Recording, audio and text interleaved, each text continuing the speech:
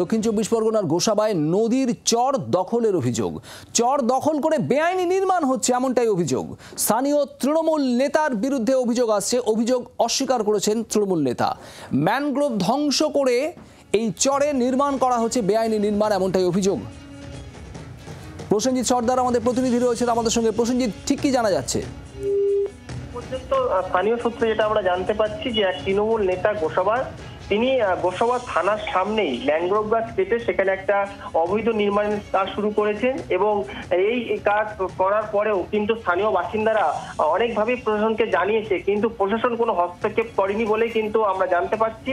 পাশাপাশি এই বিষয়ে যখন আমরা অন্য তৃণমূল নেতাদের কাছে আমরা এই বিষয়টা জানতে চাই, তখন সেখানে পঞ্চায়েত সমিতির সভাপতি নীলিমা মণ্ডল তিনি জানিয়েছেন যে যদি কোনো বেআইনিভাবে সেই ম্যানগ্রোভ গাছ কেটে যদি অবৈধ নির্মাণ তিনি তৈরি করে কোনো দলের কোনো নেতৃত্ব, তাহলে প্রশাসনকে তারা জানাবেন এবং সঠিক পদক্ষেপ যাতে প্রশাসন নেয় সেই বিষয়ে তারা দেখবেন এবং এখনো পর্যন্ত সেই কাজ চলছে বলে কিন্তু আমরা জানতে পারছি। প্রসেনজিৎ, ধন্যবাদ। তৃণমূলের তরফে কি বলা হচ্ছে শোনাবো আপনাদের, এবং পাল্টা বিজেপির কি বক্তব্য তাও শোনাবো।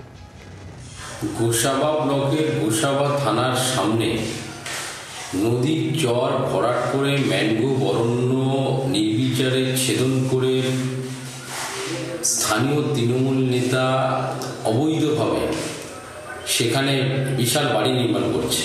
আমি এই ক্যানিং এসডিও এবং স্থানীয় প্রশাসন এবং বিডিওকে বলবো অবিলম্বে এই অবৈধ নির্মাণ বন্ধ করার জন্য।